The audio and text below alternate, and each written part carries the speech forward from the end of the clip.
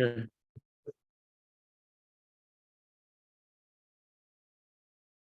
Forgot to shut my phone.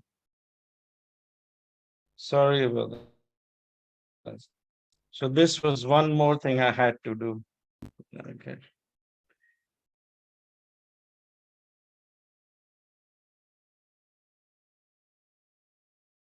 There we go. Okay. Yeah, we are good to go. So I'm just going to start rolling the slides.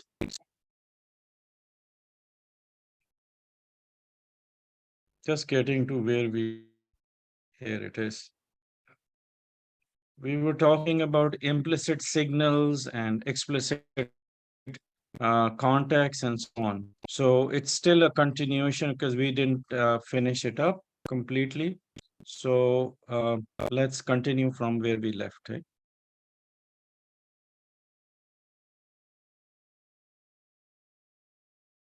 Okay, so this is the slide I was explaining earlier, the implicit signals. And I guess we did finish up the itinerary. You can observe what is included in there.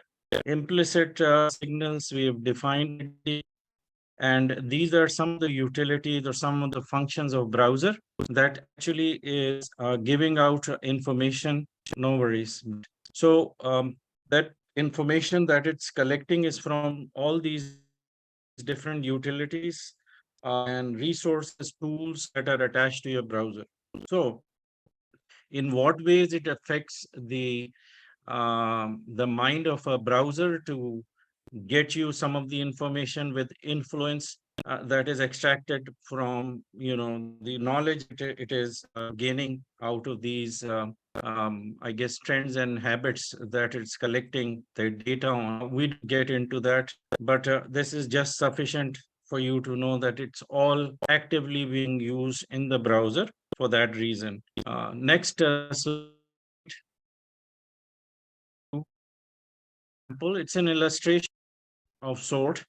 It's telling you what could be separated or what could be considered explicit versus implicit context. I keep getting this mess on my side that says unstable internet, and it happens off and on. We have no control over it. So this part, I don't know if you get to see it, but it sort of makes me nervous whether or not I'm just going to get disconnected. So for that reason, I'm letting you know in advance if that sort of happens or I get shut because of the internet bandwidth issue. I'll come back, and doesn't mean that I'm gone or we don't have a backup. We do have everything that's going to bring us back. It would be a matter of maybe 2 to 3 minutes.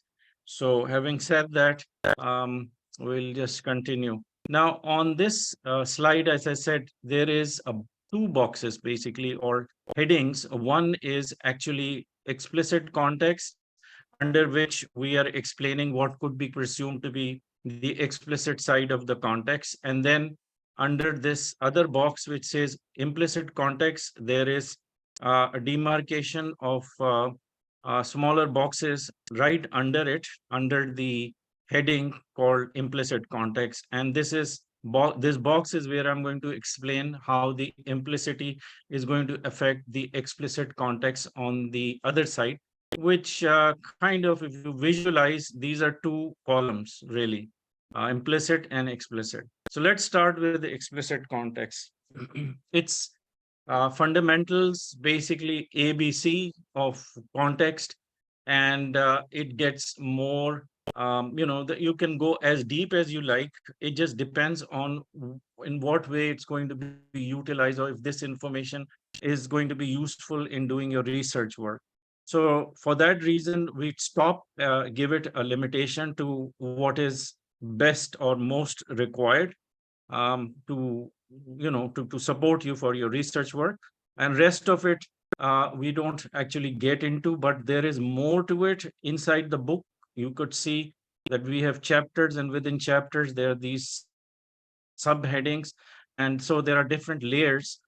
So if, depending on how much of depth you want to of knowledge you want to get to, that's available to you, but to the extent where I am explaining it in the slides, you may focus on some important aspects or the parts which could be most useful for the exams. So for that reason, I would say that it's best to focus on the lectures much more than to spend a lot more time in reading through those chapters.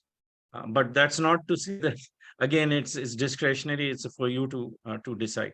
So, in the simplest way, the explicit context is explained with the example of a search word Java, for instance. So, if we use just one single word Java, it probably is going to be a confusion for the search engine for it to know whether it's a software or it can be a Java coffee or a Java island. Okay. Between these three, the search is not able to gather or have enough knowledge, or rather, it is to assume that with just one word, it could mean three different things. But again, without the presence of either of these three words, software, coffee, and island, we would have to assume that it is going to it's going to kill the primary context totally. So one of the three has to be the primary context when it gets attached to the word Java. That's one part. Then the second part, let's suppose with the selection of the word software attached to the word Java as if it is Java software, the search would then look for things like whether you're looking for a training or you're looking for a program somewhat, or say if it is a coffee shop or coffee that is attached to the word Java and the phrase is Java coffee, it could mean Tim Hortons. Tim Hortons is like Starbucks in Canada. So whether you're looking for Tim Hortons, you're looking for coffee bar or coffee beans, like Java coffee. So that again creates a dilemma for the search engine. So unless it has a secondary context or something that is going to add to the word Java coffee as a choice between these three words, this could be considered as secondary context. Um, and then going further with the example, similarly, Java Island could be Indonesia, could be a travel plan to Java Island in Indonesia, holidays, visits. So these could be additional words that could support the primary context of Java Island. Okay. That's what it's explaining, just giving an idea of what is considered secondary context. So obviously, when you are planning your search with the fixed number of words and you understand that you have to separate primary and secondary context, you may want to look at what the search engine is giving back with a couple of words that you're using in, as if it is telling you or giving you a helping hand in figuring out how the search is recognizing it for the words that it is attaching to the primary context. So if you see that there is a return results that is talking about, let's say in the case of software, it is talking about training or a program. In the case of coffee, if it is, Tim Hortons coffee bar, you would know, you'd get a clue what it is picking on or what words it is assuming to have a sense with the previous primary context. So when it comes to figuring out what type of words you would like to select or add as a secondary context, you may want to look at the return results to pick some of the words on which the search is playing its cards, or it is bringing those as an assumed secondary context.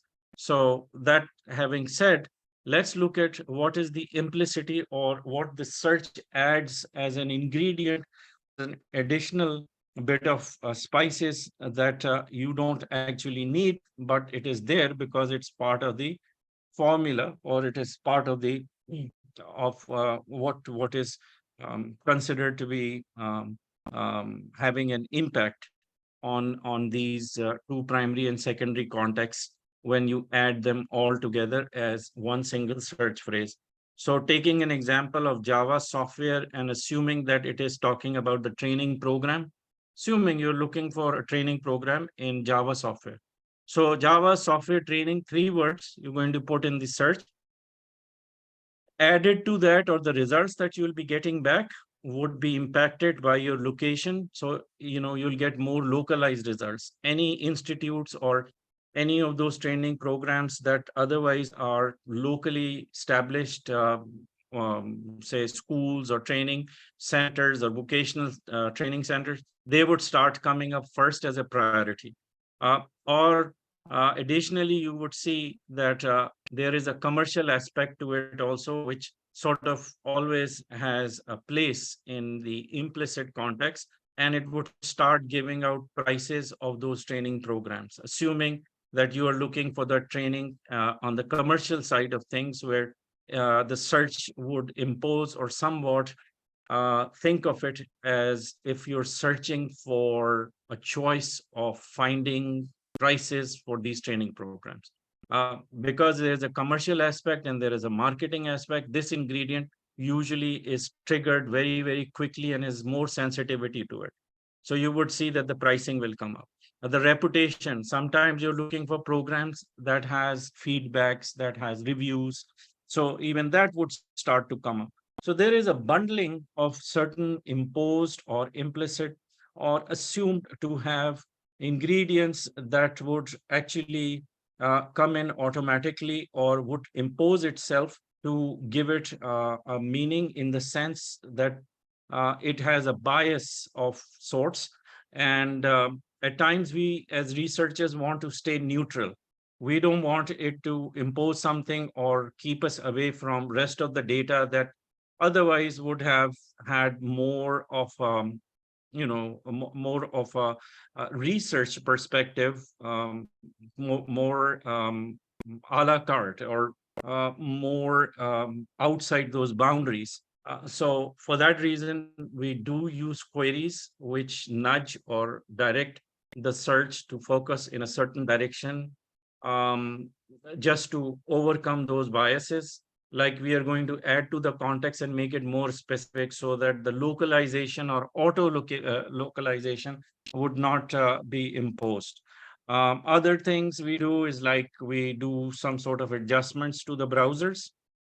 We, have privacy policies. We have our likes, dislikes, something we don't want search engine to impact the search results, like history, long term or short term. We may want to neutralize that part also. So there are these provisions in the browsers which gives you that it gives you that ability or that power to make some changes, or to a certain extent you can neutralize it.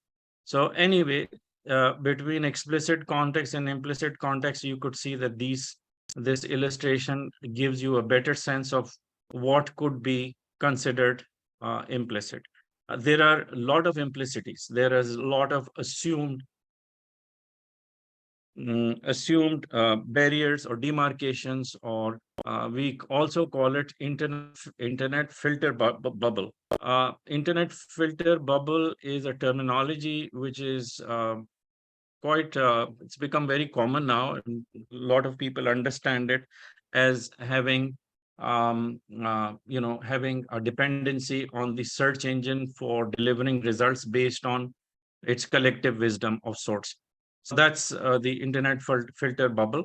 And we will explain it a bit more when we get to um, figuring out how to break out of the geographical barriers, which is what is one of the main demarcations in the filter bubble. That's when we can explain it even better. So let's keep going with the implicit factors that we would think would be major contributors in bringing the results back, which is different from, let's say, somebody else who is doing the same search, but let's say from another county, another district, another province, state, or another country. So they would both getting different search results. And like I said, there is this implicity which needs to be overcome, or that is considered a barrier, where the results may be biased because they are not same for both situations, or the both persons doing the same search in the same test environment, same situation, meaning that it's the same browser, same search query, but the results are different. Now, implicit factors, the general factors that would have that impact or would be what's going to put you in internet filter bubble are listed here. This is a small list which we consider as having priority over other aspects or other attributes. So let's read them first. There is a language. Depending on what language or what sets of alphabet you're using, or the keyboard you're using, you would get different results. So if I have to ask or look for, let's say, a caption for a news or some headlines on news, um, putting it in English and then getting my results and comparing it with doing the same search from sitting from the same location but using a different language, or let's say English converted into Ukrainian, the results would be different. So that is one bias which you don't know of, but I'm telling you that language is one. Then there is word semantics, of course, that is logical. How you express this. Remember, we looked at how people phrase or rephrase their search queries. So that would be what we call word semantics. Cultural norms, like certain things are termed, or there's some certain terminologies or certain way of expressing your thought which is somewhat different, or the way people write a language. I'm talking about English purely for now as an example. So if they write something like in UK, I believe they like how we have people standing in a line, right? Where we are, behind the counter looking for, looking to stand in a line. The British would call it queue, or you standing in a queue. So the language is different. So that is part of the cultural thing, language being one. Then you've got censorship, certain words you can't use, certain times a certain type of information may not be even available because of censorships, and therefore there is a bias there as well. Geopolitical situation, privacy, geography, location, history. So these are, just an itinerary, which is not something that's going to come in the exam, but it is for your knowledge. Most important, that is usually found in the question forms. Even in your practice exams, you will find that there is a lot of emphasis in differentiating between explicit context and implicit context. You may be asked to give some examples, which doesn't mean that you have to remember this list, but you have to have a sense or a logical way of explaining it in the in how we have explained it with these different ways in which implicity can be affected by location. There could be trends, there could be things which will come as we go along, but not necessarily just with these words. So just getting a general sense is more important. Here is a chart. I'm going a little bit fast because we have to catch up. I want to finish this part, and then after the break, if I can cover enough, I would start with the I'd like to start with the Boolean operators if possible. If not, then we'll continue that on Monday. Boolean is part of the basic search, and that's where we're going to start to learn about building the search query. So that makes it even more exciting. For most of you, I know that that's one aspect for which you have actually signed up for the course. So after we get all the groundwork done, which is what I'm going to try to finish today, we can actually get to the search queries on Monday. Okay, so primary, secondary context. Here is just one example of how you are going to create your searches with explicit context as being the, that's what is in your control, or at least that's how you start your search. And then we look at what is going to be impacting this search. Let's start with, and it is actually continuation of the previous example. So let's say it's Java coffee. The single word is not going to do it. You have to use at least two words. Let these two words be the primary context. Secondary context is added like coffee bar or Tim Hortons or coffee beans, assuming it is the coffee, Java coffee bar, or Java coffee Tim Hortons, or Java coffee beans. Three options. All three of these would make it, a combination of primary and secondary context. What would be the implicit aspect that is going to add to your quality of your search results? Or let's say if the results are going to be impacted with attributes like, for instance, IP address, it's going to look for IP address. The postal code, if you have used even more specific query, assuming that you have added the the zip code, or you've given a city, then postal code, city name, your GPS location, because GPS, if you have not, I don't know, but most of you would have looked at how the browser allows you to set up the location finder, or there is a choice for you to either turn on the mm, uh, okay, this is going to mark the bearings or longitude and latitudes of location where you are sitting with your machine. So if that is turned on, then the location or wherever you go with that machine is going to follow. If it's your smartphone, then again, the GPS chip is built into it. So that's going to impact the search results. That's going to make it more localized. If it is a country, then the language automatically will, by default, be bringing results from that country and in that language.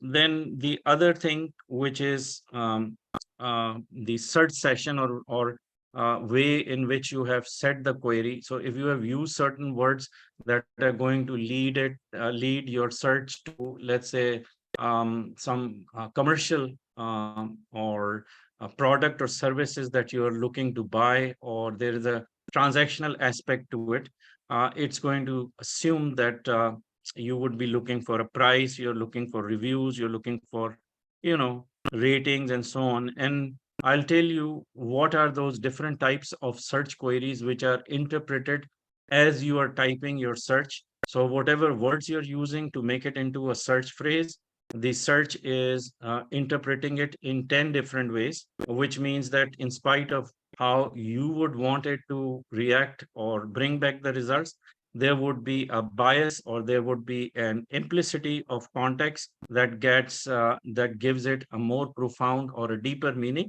Uh, and it only can do that when it reads those search phrases, or the way you have put your keywords. It's going to make certain assumptions, and therefore, while you finish it when you finish your search query by finishing up the search phrase first before even hitting the enter button, the address bar is already made a decision on what type of query it is. There are four different types of search queries that we consider as having that interpretation done. Although there could be a few more, but this search engine is improving on it every single time. But for the reason of what we are sure of and what we have tested, we know that there are four different ones. So it would know if it's commercial, transactional, it is exploratory, or if it is navigational. So these are a few of the search types that we will encounter later on, which will connect to all that we are discussing right now, so that you have an idea while you're writing something in the search box. Be careful, and knowing or having that thought, or always remembering ahead of what the search is going to interpret it, you would be in more in control of writing those words together. So that's the reason we are going to talk about the types of search queries. But they have their roots into implicit context. And implicit context, some of the examples like search location and search session is what is presented here. Okay. Okay, welcome back, Brad. So now that we are done with this, we will continue with looking at a refinement process. So every time we do our search, imagine that a single search query is not sufficient, or it does not suffice enough that will bring you precise results, unless you're just looking for quick facts. But if it comes to real research work where you're exploring certain type of info and making decisions on what to accept, what to filter out more, it becomes a process, or it is, one search after another until you refine it enough and you drill it down to exact number of or exact pages that you needed. So this is just a chart telling you how we do it. It's again fundamentals, ABC, it's common sense. So but still have to explain this chart. So assuming that you have used the term Jaguar, it could be a cat or it could be a Jaguar brand of car. Knowing that, you would have to, make sure that you either write it as a car or a cat. Otherwise, the search will bring the Jaguar cat. Um, and for now, let's say you have used another word, an automobile instead of car. So if you wrote Jaguar automobile, you get certain results. And looking at those results, you know that there's semantics and there is lemmatization and there is, the search would have its own way of substituting words. But look at what brings the results as more to your liking if you use car automobile. So looking at the quality of the results, you can make a choice, use either of these two. And then, you can add more context to it. So you can make it more localized if you know that there is a bias. It's because you are searching for something from in one state or in one county, whereas you wanted to look for cars in another place or another location, and you don't want the search to keep bringing localized results. You have to be more specific. Again, it's logical. So you're going to use the word local. And so it continues. And you could see that it is explained as A, B, C, D, E, and F. You can read through it. I don't think that there is much, except that we keep adding or padding it up with additional context to nudge it, to bring it to a precision, until we come to the last leg of it, where we see that if we wanted to look for certain model of a car of certain year in a certain showroom in a certain place or location, we just keep adding context. So the idea here is not to tell you that, and anybody would know that you have to add more context to make it more precise. But the idea here is that you keep refining it by looking at the search results. When you look at the results, you look at those snippets, read through the description, figure it out, and see which of these words are more prevalent or what is inadequate, that is missing you, that is not bringing you the right results. So that ability to catch on these kind of cues, or having more experience doing online searches, you want to read through the snippets first and get a better sense out of it, to understand where you want a better, to define or add or delete certain words. And so you continue by picking up on those cues. That is what is really intended to explain on this slide. Okay. Okay. Then there are these certain words we call power words in the search engine world. It is actually learned, and it has a vocabulary of its own, which pays emphasis to the kind of words which we normally used as symbols or as short formats, something that gives a broader picture or gives a more of an idea to the search engine by interpreting these words in a more grand way to bring you precise results without writing long sentences or long search phrases. Okay, sorry, it's a little jumpy. Let me get back. So for instance, in this case, we are just introducing some of the power words, like from dash to. This is considered as one format for finding, let's say, a range of some sort. So from to, date range, date dash range, price that dash range. This you can use, and the search would know what you're looking for. So if you give it a date range, by the way, there are few of the advanced search operators that work better without using the word date dash range. We'll talk about that when we do advanced operators. But just to make it more concise and transfer this idea into your head, I'm giving you an example of some of these that you can use instead of those operators. Then book, author, idioms, when you're looking for book titles, words proximity, you can use these words. Business name, entity relationships, just common sense business. It's just generally we find that by using the, and these are not prescribed, or they are not something that you find in any of the books that or even for Google to give to you on a platter somewhere. It's just through our hands-on experience that we figured these, and it is kind of a reverse engineering, you could say. So these are some of the words that I'm just going to leave them open during the break so you can get acquainted with them. And they are mentioned in the books as well. So it's just an additional way of adding context to something without, increasing the number of words in your search phrases or search query. So using these as more concise and having more meaning for the search to interpret would make your search queries less detailed. Yet with these words, it is going to give a more deeper or a detailed meaning for the search. So that's why these are there for you to, and there could be few more, and I'm sure they didn't fit into the slide, so they're in the book. But anyways, that's just to give you the idea. In the next one, we're going to talk about the implicit predictive search. Okay. So this is the chart where I'd want to get to. For now, let's just take a short break. I'm going to take 10 minutes now.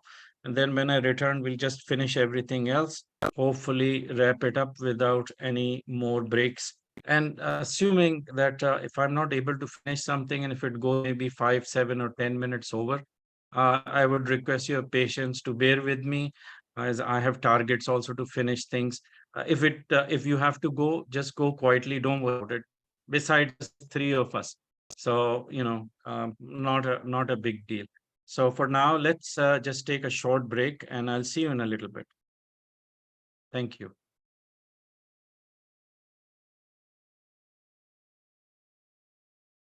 Okay, I'm back. I hope you can hear me well and you can see my screen. And we'll just get started with some of the factors or some of the ways in which the search browser and the search engine is collecting your information. So I'm sure you can hear me. Hopefully, I don't see any problem on my side with the next half Well, I'm back. of our lecture. Okay, thank you. There we are. So I can hear Brad, and you can see my screen as well. So let's start with how the funnel, or sort of a way in which the information sets are being collected on you as a user. Great. Thank you, Tristan. Um, Starting from the top. So search engine user data collection. Three boxes we have created. Each of these boxes are sort of separating the data sets, and or rather grouping the data sets. So in the first instance, let's say the your browsing behavior, or what are the different sites you go to, what is the nature of information that you usually search for.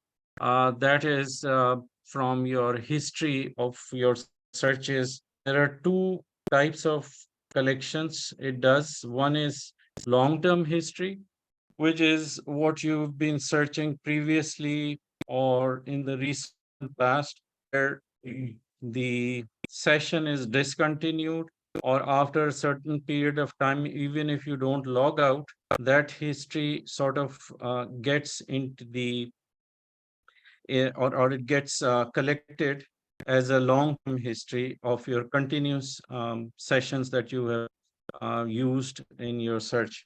And then there is short-term history, which is when you logged in and recently you haven't really logged out of it. And for the past few days, the session is continuing and becomes kind of a short-term history. So combination of these two, short and long term, is what is collected based on your behavior of searches.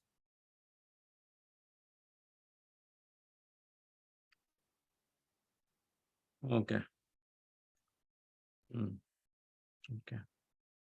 And the type of history, both short and long term, are collected from these itemized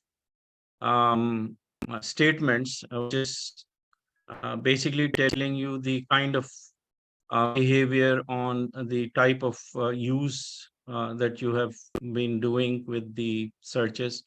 It's a date and time spent, time stamp of your browsing, the language that you've been using, history of saved documents, images, apps you have been using, um, your IP address, referral links, users' contact names, ads clicked on, travel information. So they're all itemized.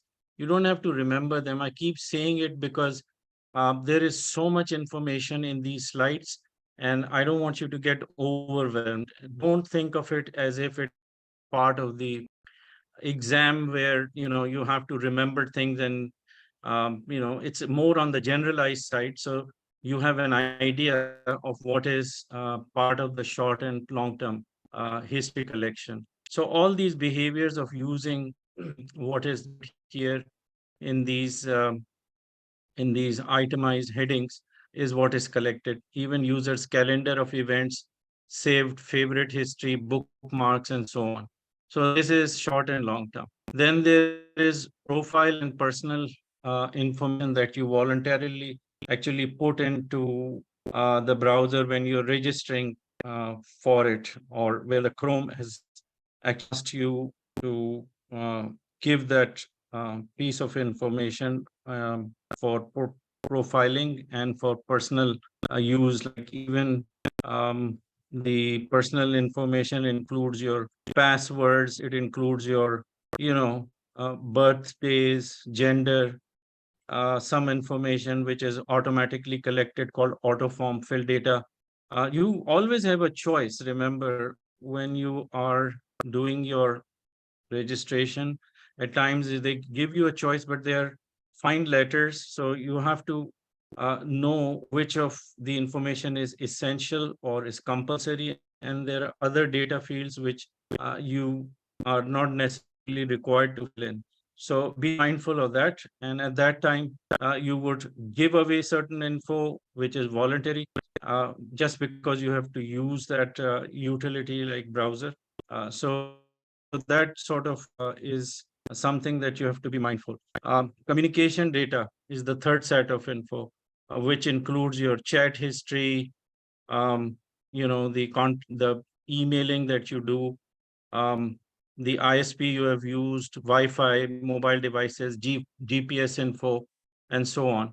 So all of these are communication related, and even that is utilized by the search when they have to apply what we have learned on the implicit context. So that's the first segment.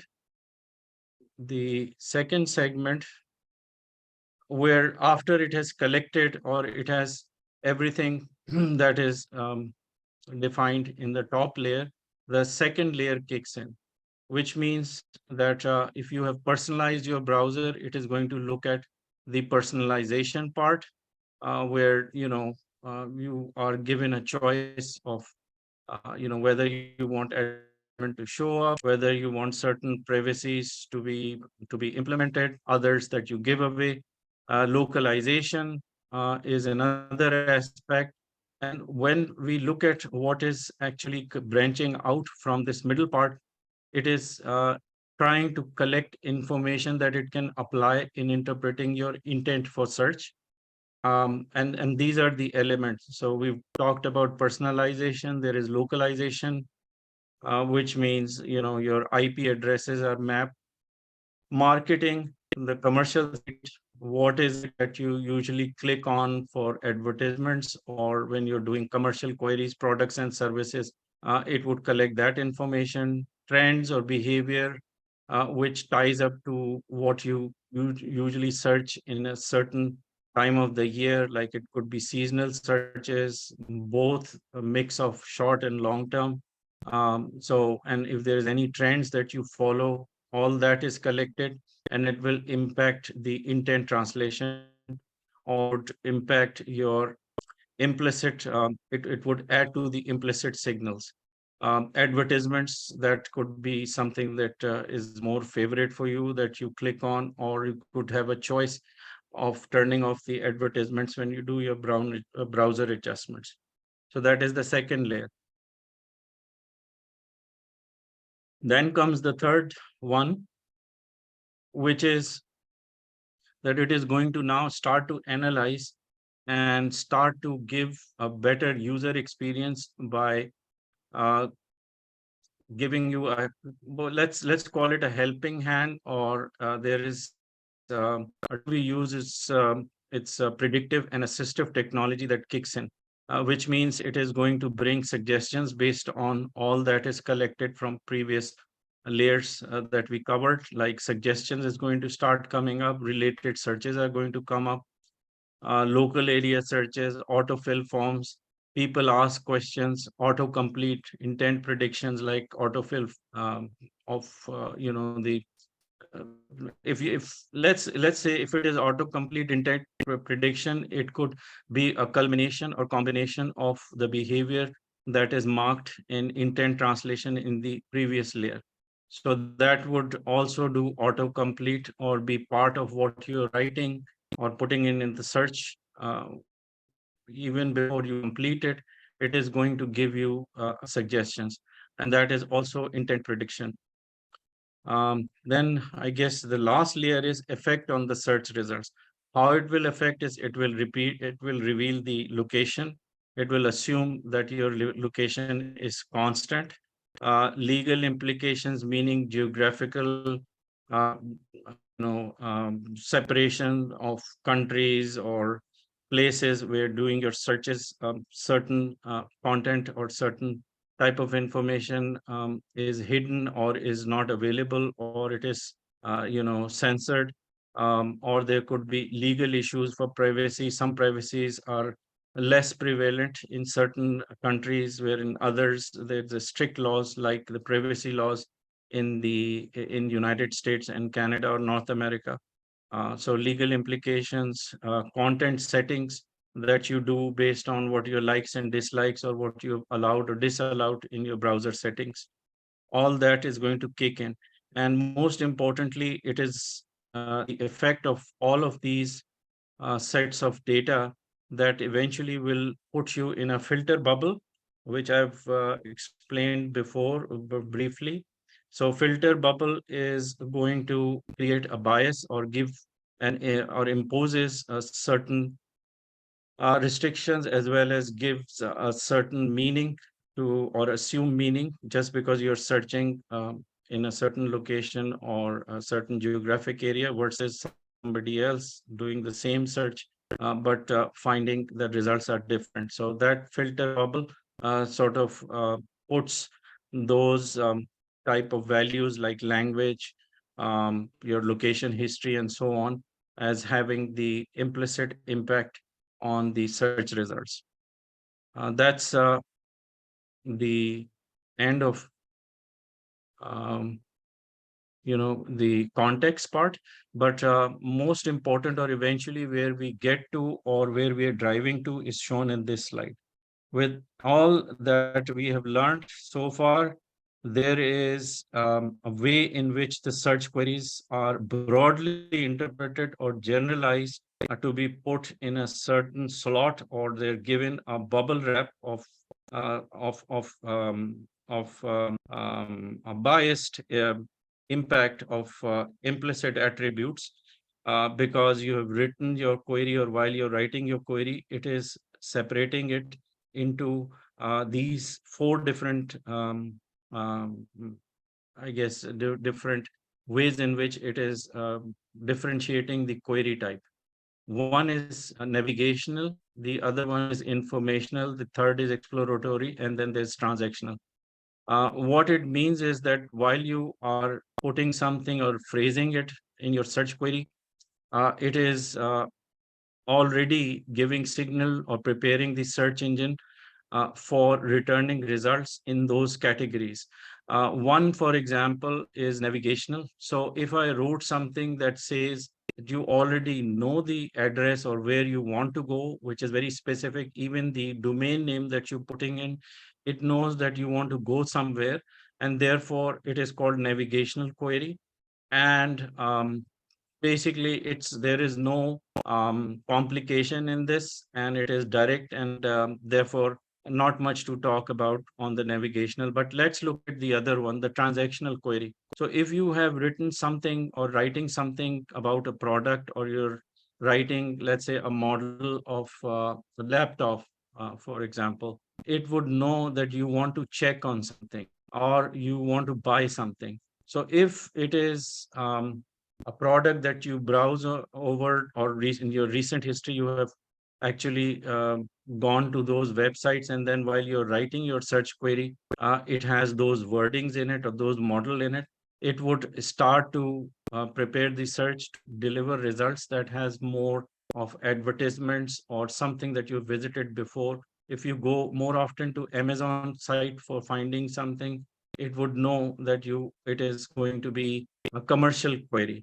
A commercial can be the one that you are, while you are still shopping for something, you are looking for reviews, you're comparing prices, or if there is something else that is previously been browsed upon, and you have put in, let's say, in the what you call the shopping cart, it would know that you're trying to purchase something, and because of it, the advertisements or some other information that is more on the localized side of those products which are available in that area will start to show up with the prices. So this means that the search would ask the search engine. When I say search, I mean in the browser, whatever you write in the browser. When I say search engine, meaning that it is interpreting and returning results. So in this case, the search engine would start bringing the results which has to do with where you left on buying some product.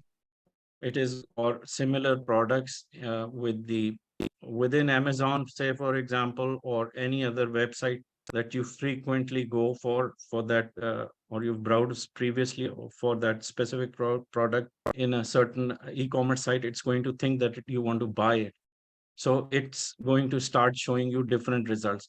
Same way, if you want to look for something for which you have not actually made up your mind, or you're looking for more information on anything that is not specific to product and services, but you're researching certain keywords, and any information related to that search query, it knows that it is informational, meaning you're hopping from one site to another, and you are gathering or looking for any sort of web pages that relate to that caption or that search phrase that you have inserted. So it knows it is more on the informational side. But if the information has to do with words that you have used previously or in recent past on finding some info, it knows it is more on the exploratory side.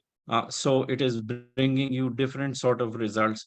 So in any case where this differentiation is being made, you should be aware that the way you're going to phrase the query or write it in your search box, it is already doing its job, where the search engine is now going to bring results which has to do with interpretation of these four different types of search queries.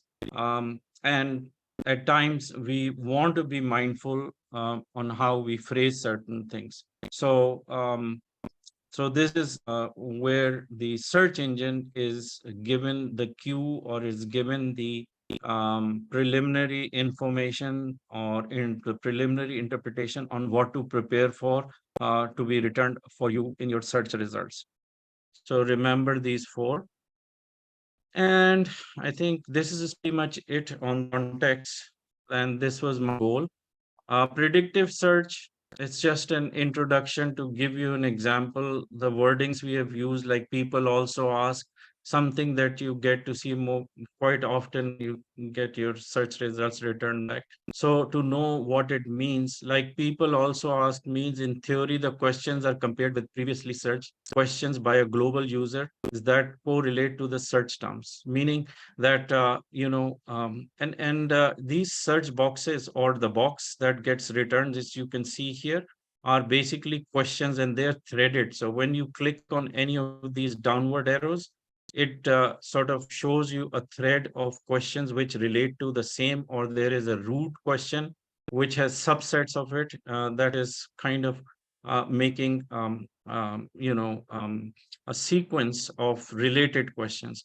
So when this box appears, it means that you have written a query in such a way, or you've worded your search in such a way that it is thinking that you are asking a question, or it is related to something which needs to be answered. Rather than make it a statement or content page, you need precise answers. It does that by and this is the reason why in a lot of searches you don't get to see this box, is only because it didn't think that it was a sort of it's going to pose a question. So that's why you don't see this people also ask. So it is not guaranteed anyway. So this is one of them, and we it falls under the predictive search as a process. And then we've got another process in predictive search which shows up search is related to. So if you read what is in the bolded, you know what it means. Reason why this bolded statement I'm reading to you is because this could be a question in the exam.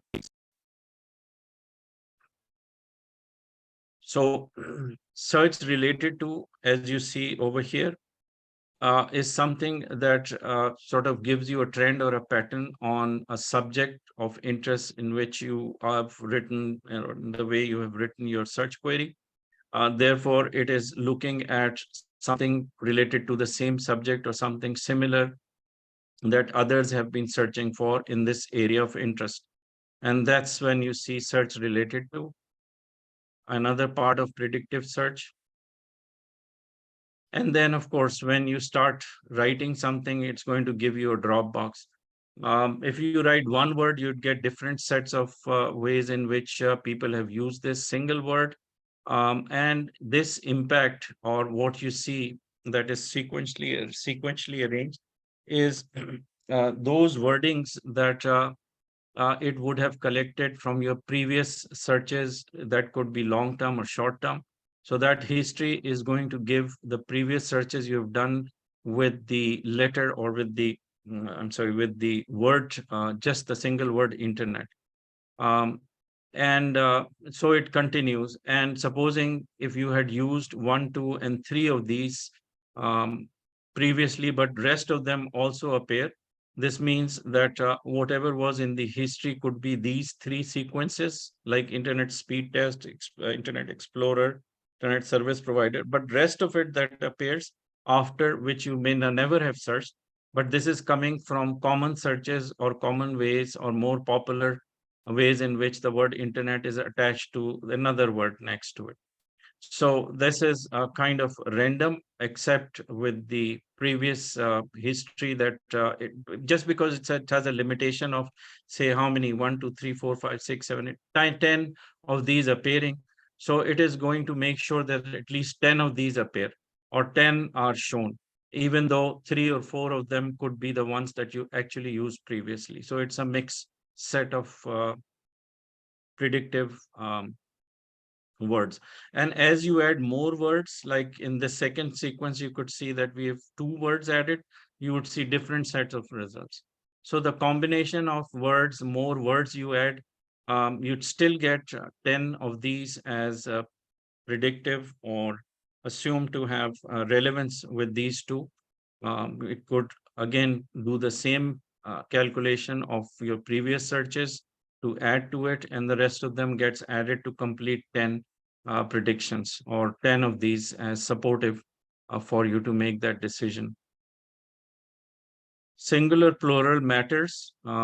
It No matter what Google says or how Google um, talks about, its ability to interpret singulars and plurals the same way, I'd say that it has an impact on search results. So you have to be mindful if you use singular words as an example. If in these three words that we have used, the word certification is not in plural, it is just singular, you would find different sets of outcome over here. Whereas if you use plurals, you will find another set of predictive results. So the singular and plural matters when it comes to predictive, as well as in your search results, you would see that they are not the same. I would say that singular or plural, in terms of how you put the words together, would have an impact in this in your search results. So this is where we finish up with the predictive search, and something that I thought I wouldn't be able to finish, but thank God it got done. So the good news now is that we can actually touch upon, or at least start with, the basic search queries. And we'll in basic search, we would be learning more about the the booleans, and then some of the notations which are very important to give the right signals in building search query. So let me,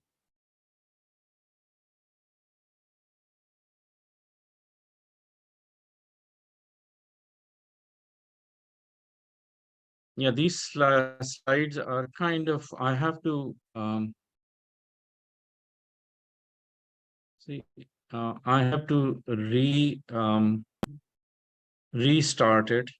Let me do that with booleans.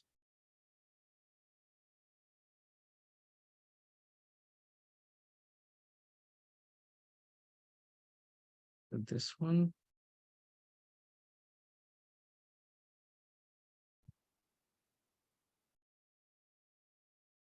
It's the same.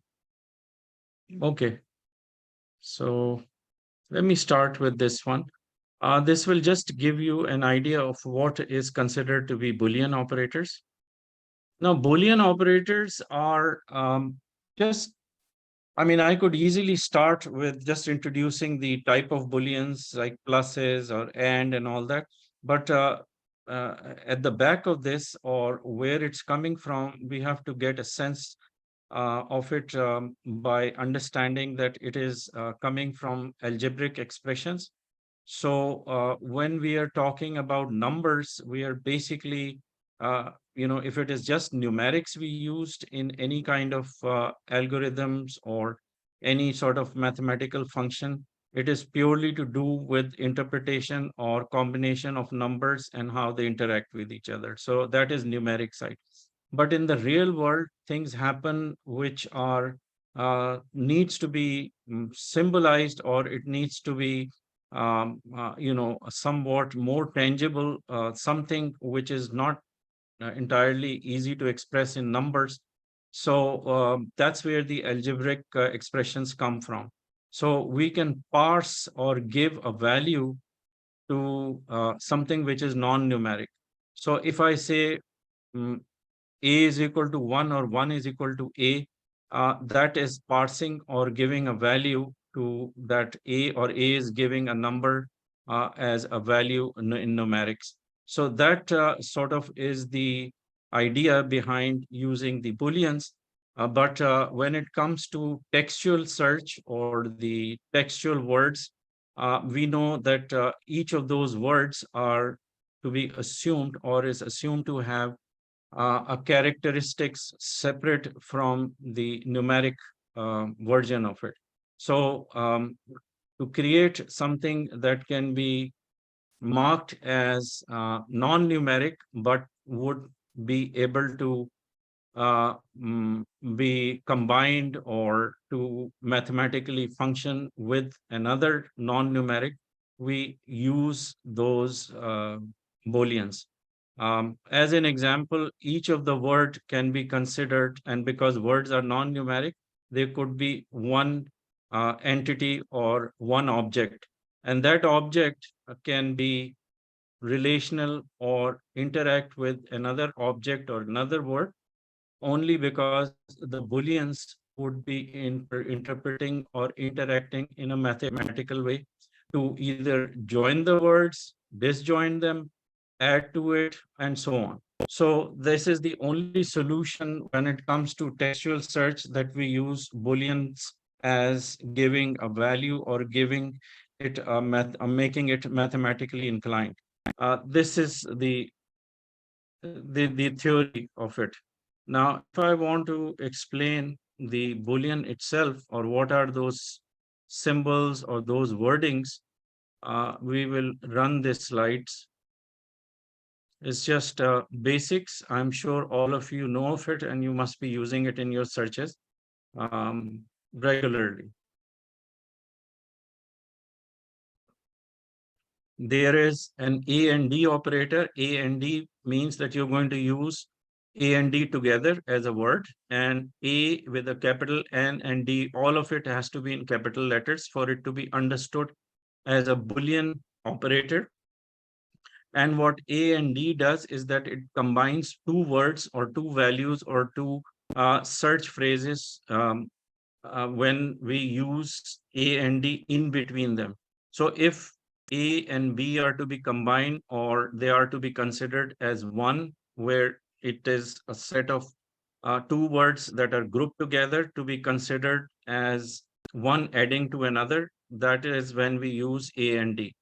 A and D can also be replaced by a notation of a plus sign. So that is actually mathematically used for the numerics, but it still works if you replace A and D with plus sign. Similarly, there is another one which we call OR. OR is used as a choice between two words that where one of the two, like A and B, would suffice or would be sufficient as a choice to be considered as having you know as being present or not present as a choice. So A or B.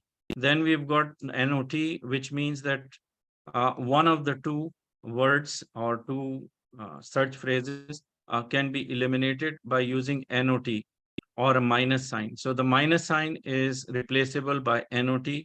Again, NOT in capital letters. Where we have used OR, it can be replaced by a vertical bar. So if we put A plus B, it means A as a word or B as a word can be added. Similarly, A or B being a choice, either of the two will work. Here, NOT means one of the two can be replaced.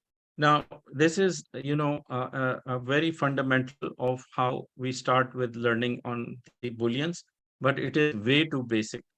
But still, just so that you know what it means. But how these are applied or these are to be put in a search query is a totally different matter. When we are using these symbols and these wordings, some of them work in a certain way, while others have general rules, and then there are specific rules for individual Boolean operators. We would start with A and D, for example, then we will move to OR, and then in the end, we'll do NOT.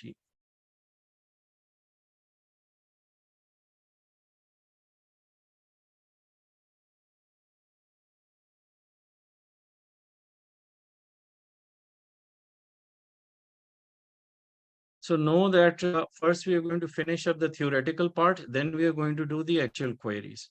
And more than likely, you will find that once your concepts are cleared up, we would use these operators alongside the advanced operators, which are, totally different in how they are, how the format is, and how they interact with Boolean. That is even more important. So in that sense, the simplest queries that we make with Boolean can become more complicated when we use them in combination with advanced operators. So let's start with the first concept. This is this is about the quotation marks. We talked about them, you've used them, nothing new, but let's just get to it quickly, and it's not very difficult to explain. So first of all, let's look at these three words, and this, by the way, is a search box. Inside of it, three words we have used, and these are internet research specialist. Just because all three are not within the quotation marks, it also means that individually it is to be considered or be interpreted by the search engine as keywords. So without putting any of the three words within quotes or putting the entire statements within quotations as in query 2, these are interpreted as individual keywords, and accordingly, the search engine would have the ability, as well as uh, it has been programmed to interpret each of these as having a meaning of its own, either in combination of one another, or where one can be prioritized as being part of the search results, uh, or the others can be dropped, meaning that all three of these are not necessarily coming back to you in your search results. The other thing without putting quotation marks is that all three of these may not maintain its sequence, meaning that internet research can be combined or considered more prevalent, more commonly used, and would have a preference over the last word specialist. In other words, we could say that the specialist as a word having the least commonality to occur alongside internet research would not be given priority and can be dropped totally, whereas internet research can be appearing more frequently.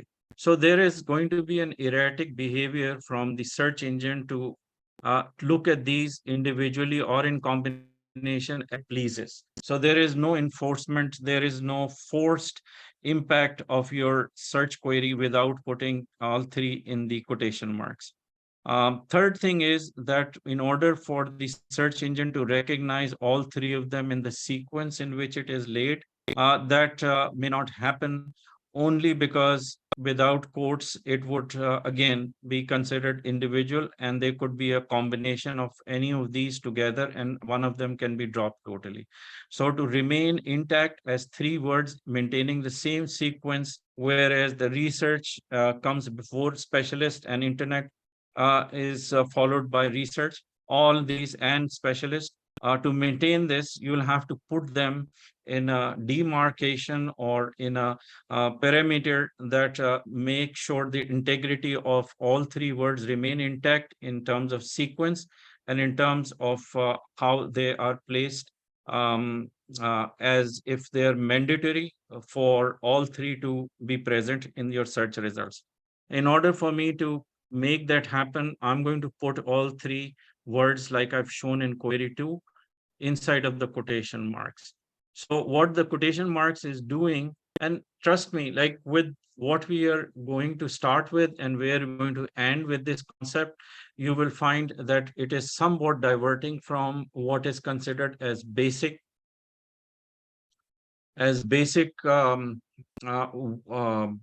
of how it is supposed to behave versus how the search engine is now um, um, uh, uh, giving itself the flexibility to make some changes in that behavior, as if it is an inherent programmed behavior, kind of contradicts or little bit deviates from how it's supposed to be standardized. Right now, we are talking about standard behavior.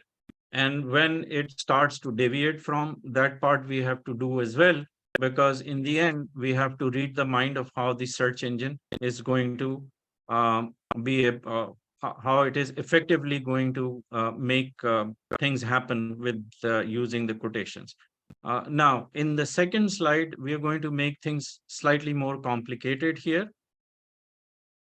We are going to compare the behavior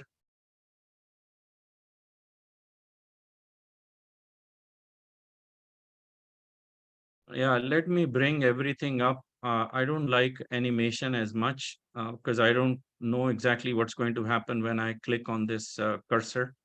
So let's bring everything up so there's nothing left. Um, uh, Sorry.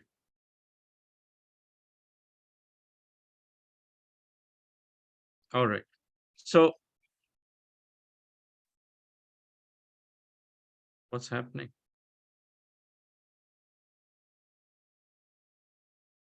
Let me check if the recording is happening. Yeah, it's working out fine. I think if you just don't mind giving me a moment here, I'm just going to bring another set of this because this is way too animated and there is some recording inside of it. This might throw us off track a little bit and could be a distraction. So let me just take a moment here. And oh, this one also is using it.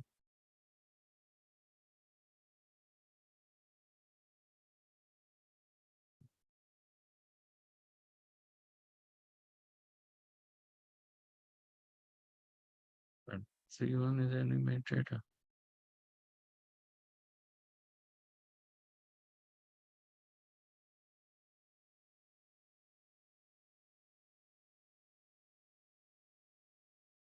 Okay, so this would do it for now.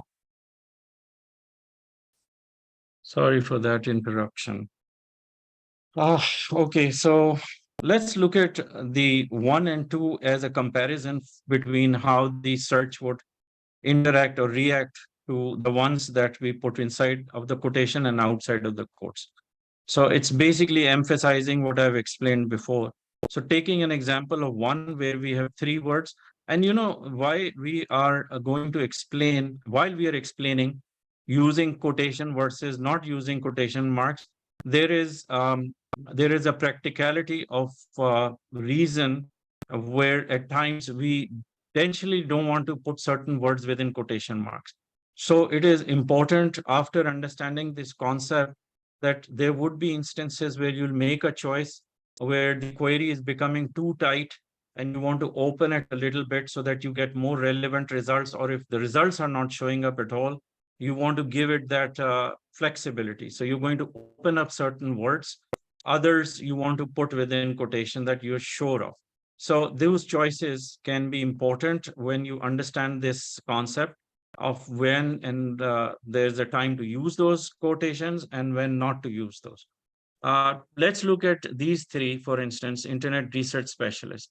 If these are not inside of the quotation, here is what's going to happen. By default, what the search is programmed for is that it is going to look for all three words in the same sequence, irrespective of whether you put it within quotes or not.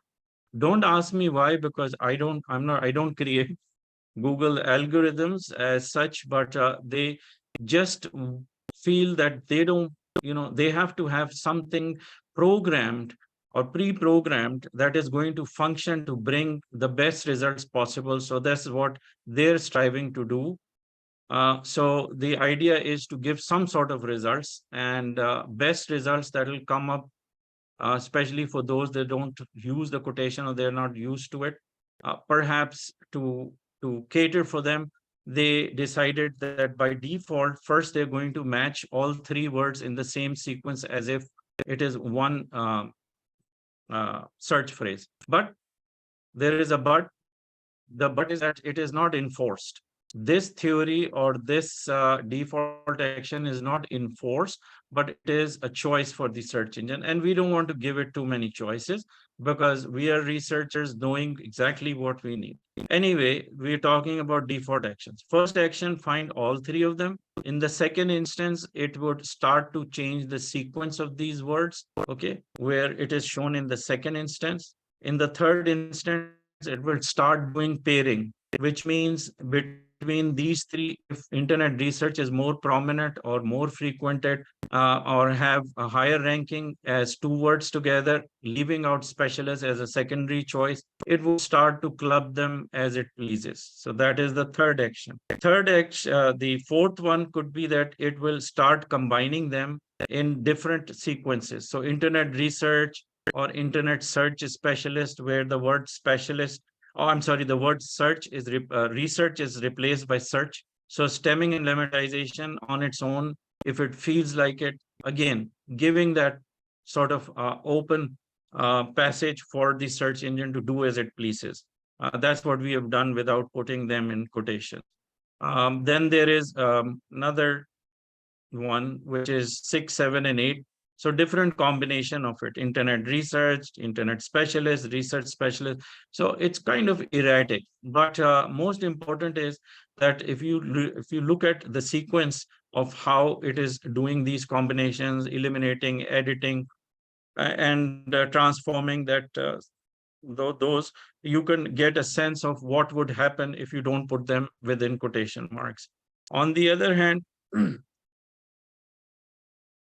looking at the second choice, where we have put all three together, but putting them within quotes, we have actually forced the search, or told the search that it is verbatim on them to return it exactly intact as it is stated inside of the quotation.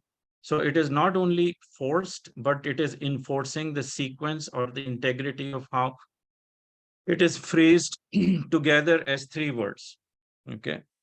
So that's one theoretical aspect of it, and generalized as as a standard process of looking for a search term, as to remain as it is and to be matched with the return pages that contain all of these together in the same sequence. So it is going to match it exactly as if it is a mirror image that it is looking for.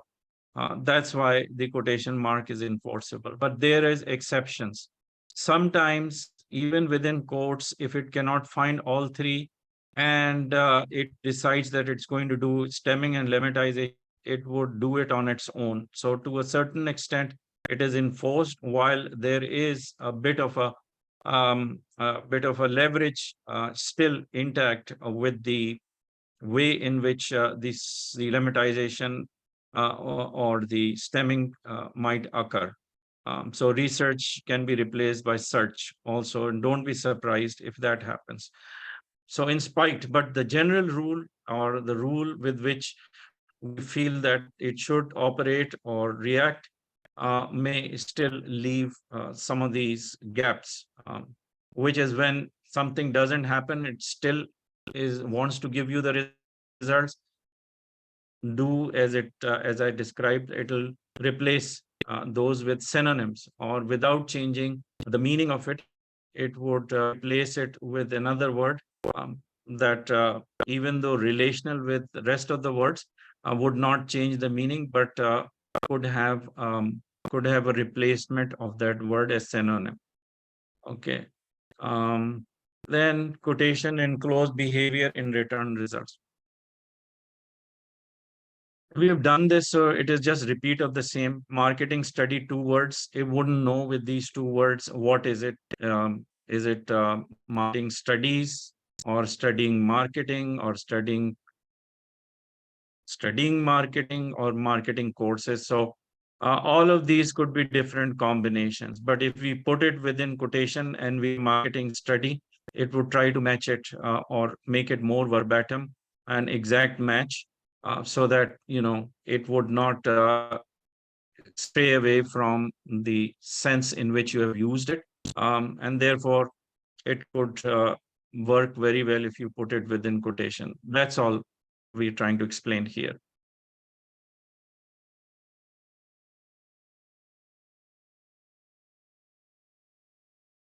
Okay.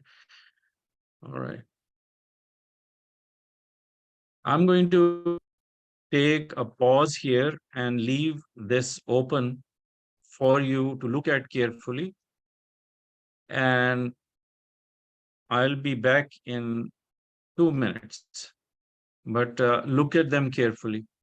Um, Let me just, where is my, I'm just going to pause my speaker for a few minutes, and then I'll be coming back shortly.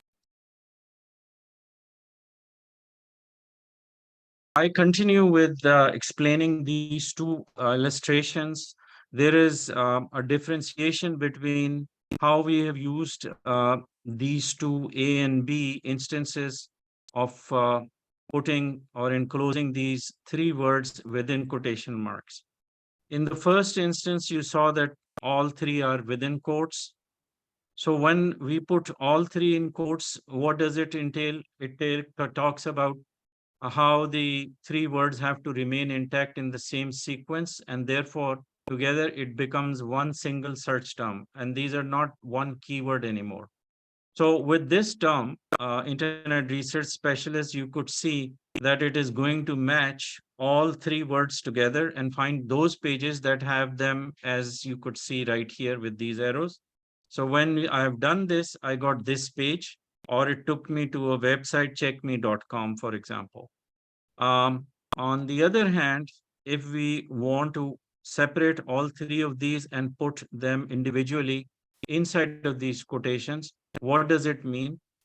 What it means is that now the search is um, now the search is forcing the search engine to entertain all three words as mandatory for it to be present in the snippets or search results. So those pages that's going to show up would have all three words in its content pages, except that they are not necessarily placed in the same sequence as it would have in the first one, which is A.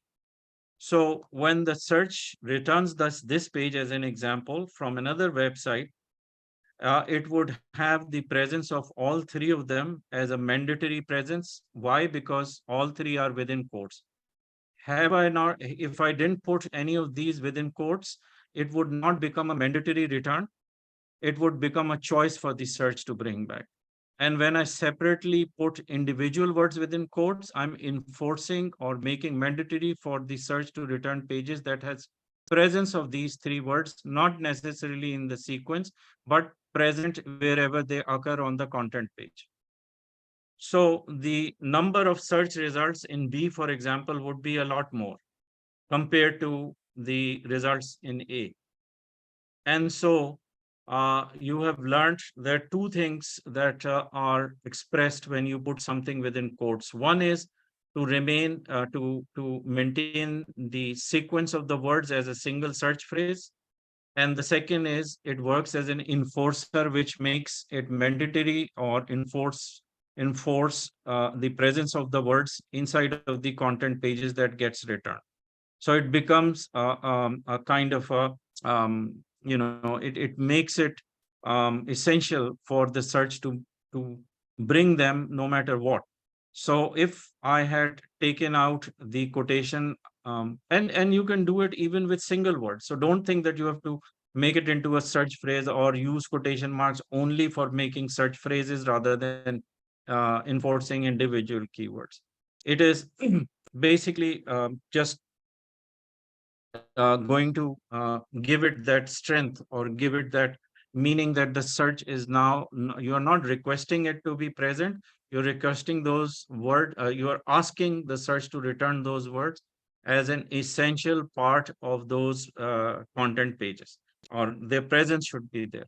So this is the differentiator, and we have to remember that. So a lot of times when we do searches, like for example, if I'm doing, excuse me, internet research specialist, where I am not getting good results when I use the word specialist, because those pages are not finding enough return, or they're not coming with the word specialist present, and at times it would just give null results, only because you are enforcing all three of them, whereas it couldn't find any pages that had the third word also present, like specialist. So that could be could have a negative impact on your search results, or like I said, could be null results. So in that situation, what you do is you open one of them, or the one that is causing the problem, by removing those quotation marks. So it gives it flexibility, and the flexibility works in different ways. The word specialist could now easily be replaced by another word, or there could be a better result by using these two, whereas the word specialist would, can be dropped totally by the search result. So opening certain quotation marks could be helpful, when the search becomes too tight and it's not returning the exact results. You have to make those choices. Others, you can combine them. Like I can combine, say, internet research together by putting it inside of the quotes as opposed to individually wrapping them within quotes.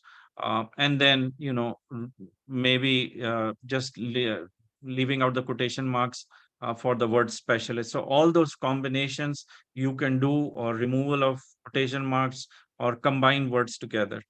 But all of it can be achieved when you are looking at the return results and making up your mind as to what you exactly need, and how you can fine tune it just by using quotation marks. I'm going to go to another example. The number of results that you get to see, if you have these outside of the quotation as three words, you will get a lot more results. If you put them within quotes, far less results, or more focused and more refined search. And then we have, there is another behavior of search engine when we don't put certain words within quotation, and that is the combination of certain words or individual words as one having precedence of an over another, or where few words or combination of certain words are more popular and therefore they would rather show up and others would be dropped. When you use three of these words without quotations, you could see that the word internet usually is more prevalent and you get more results with just the word internet in it, whereas specialist could be the second preferred and the research could be the third one. Then in the second instance, what search would do, besides just looking at one combination, it's going to look for two combinations and see which of the two words together are more popular, and therefore the results with more prevalent together as search phrases will start showing up. Remember at the time when we were doing simulation of indexing, we showed you combination of words that are gathered, and it's sort of given a name. It's called the page word density, um, and that calculation checks how many number of times a single word is occurring on those pages, or where two words are occurring and three words are occurring. That is actually the reason why they are separated, where the prioritization or some of the ranking algorithms that gives value for the combination of those words together as one, two, and three are responsible for showing you the results that show combination of certain words as more frequent return results rather than others. So, in the sense of how the two words, let's say internet research, are preferred, you could say that more frequently between these two together as a combination or as a phrase, internet research, are more prevalent. Second most prevalent could be internet specialist, third is research specialist, and so on.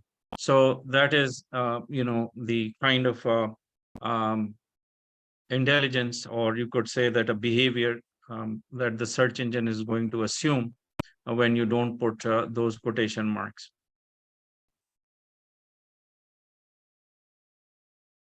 And this example would take you back to our initial explanation of how the search engine of indexing separates certain words. The stop words, the stop notations. By the way, stop words and stop notations are the same thing, but we call all of them stop words, like certain notations.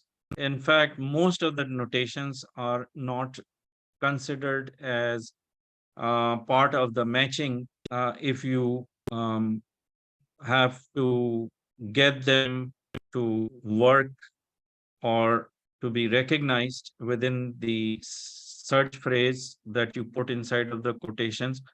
You want to make sure that they are actually um, placed inside of that search phrase with the quotation enclosed. If you don't put them within quotes, they're considered stop words and they're ignored.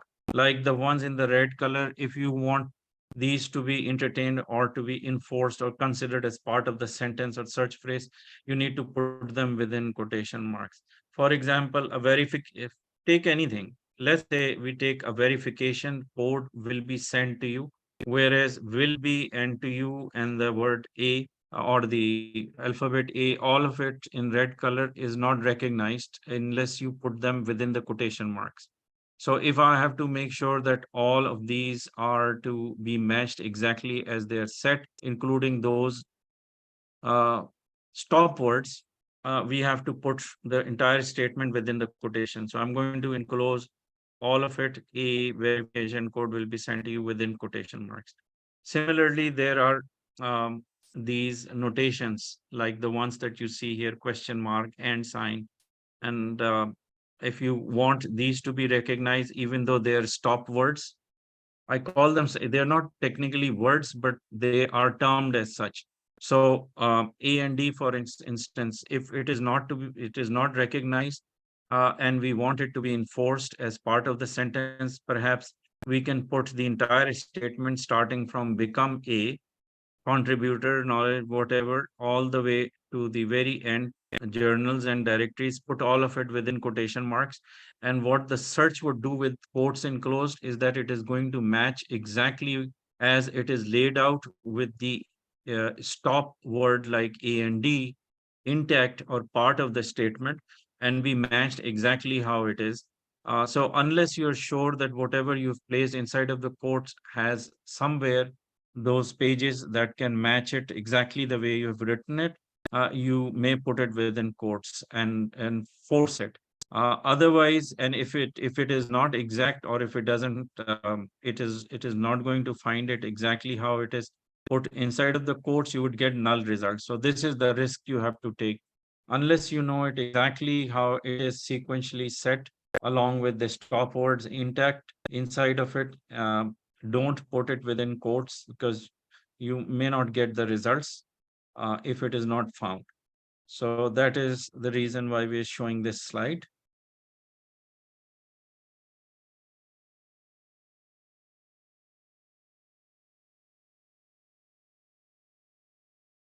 Not important. We've done this part. Now we are going to do some practical examples. I would rather be using my notepad, which is when I start to actually, uh, s- get to making notes and putting it in your classwork folders. So let me just give it a name.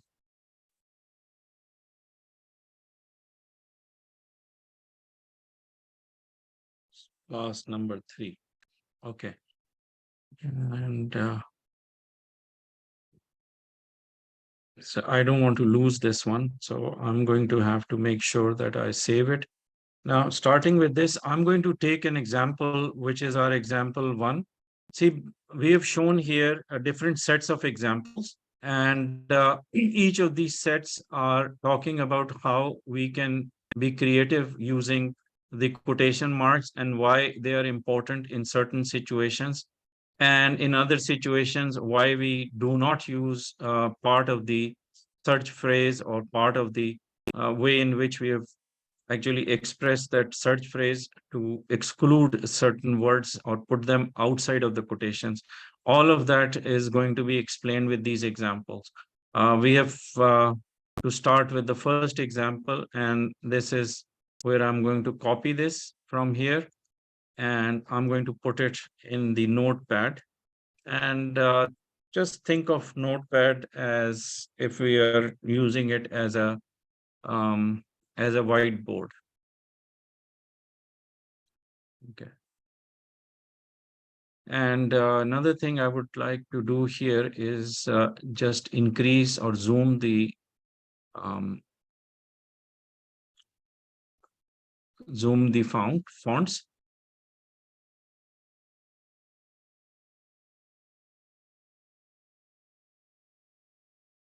Hopefully this should be more visible. Now we have this formula. It's a chemistry formula of pyridine I don't know how to pronounce it, pyridine carboxylic acid, and it has all these ways in which it has used certain type of stop words. I want to talk about stop words first, and let's just call it 1.1. And in this example, 1.1, I have removed the quotation marks. And you know why we have placed it in quotation marks? So this entire term or this entire intact as is, so that it can be matched with anything that is going to ensure the sequence as well as recognition of stop words, and also look at some of the ways in which the words are separated.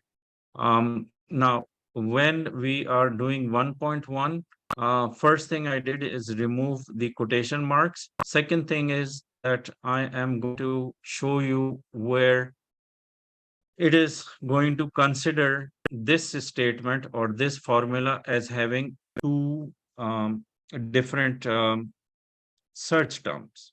Okay. One thing that, and reverting back to one again, even within quotation, what I'm trying to explain is that it has two different search terms. One is acid and the other one is all this over here. Why? Because whenever we have a gap of a single character or single digit in between these two ways of expressing the formula, this indicates, or this gap indicates, that these are two words where acid is one word, or you could say it is one term, and this entire thing is another term. So they are technically two search terms. Only the gap between the last one, and there is no gap between any of these expressed numerics as well as commas and dashes and everything else. You see, there is no gap in between any of them. Now, to explain it better, let's say that I have removed the quotation marks for now, and we'll just keep this intact with the this is the symbol for the search box. So if I wanted to make it into three different search terms, all I have to do is make a space between 3 comma and the number 6, for instance. And between 6 and dash and dichloro and everything else, there is no gap, as you could see. But here I have left a gap between the last character here in the carboxylic, which is C, and the starting character A for the word acid. So now we've got one term here, we've got another term here, and the third one here. Now 3 and comma, what would happen with 3 and comma is that the 3 would be recognized, but the comma will not be recognized, only because it is a stop word, or you could say that it is ignored because it is a symbol that is not considered as having relevance for search. So technically it becomes a number 3, and with the gap in between number 6 and everything else that continues after 6, it has separated 3 from the next term, which starts from 6 all the way up till here, as you could see. So this kind of makes it even more difficult for the search to find it exactly. And another thing about it is that, let's suppose even with 3, 6, let's say, if I have a gap between 6 and this dash over here, now it has actually really destroyed the search, meaning that the dash now is changed into a minus, or it is interpreted as a minus sign, which is hugging the word dichloro, and no gap between minus and dichloro, and therefore this now is going to remove everything that is followed after the minus sign, which is a continuation all the way up to carboxylics, and therefore it would find perhaps 3, number 6, or acid, but exclude the term, the entire term. In essence, the minus sign has become a symbol which replaces NOT in Boolean.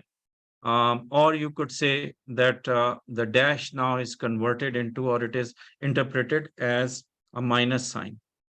But supposing we talk about the dashes um, and the minus sign, the differentiator, or how the search is going to interpret it, you have to know one thing, that whenever we are using words, let's say, supposing we use something like this, here the date range, even though they are two words, but sometimes we write it like this with the dash. It is how we've been writing, and in practice, in practicality, of how we combine certain words, we put dashes in between. So when we do that, now what I'm explaining to you right now is somewhat deviating from our sequence with which is explaining from 1 and 1.1. I'm just giving you a general sense of where the dashes, if we use it with certain words, it makes it into one single search term. And it remains mm, to be a dash associated with the next word that literally makes it into one single search term. So we use date range. Sometimes people write morning, some people, this is how we do our writing. So when these things happen, and this where the dash is considered as separating two search words, yet in the sense of how it is interpreted, just because there is no gaps between the dash and, let's say, the character M, or the word morning. It is also has no gap between where the word good ends and the dash starts.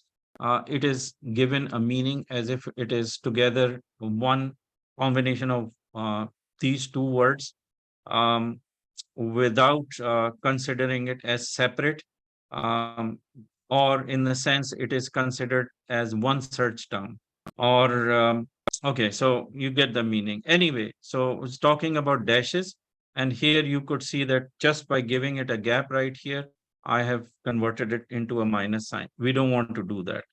So that's just explaining best way, therefore, is in this kind of situation is to put the entire thing within the quotation marks. Okay. Now, if I wanted to give you another example of how this can be written in another way, we would look at changing a little bit in how we have written this query. So supposing the word acid is not coming up, or for some reason it is not bringing the results, because I've put in the entire term within quotation, I might just go like this. I'll just put these two, all of these inside of the quotation, and knowing that acid may be causing a problem, I will leave it outside of the quotes, so that, if it is, and I'm not sure if it is an acid or something else.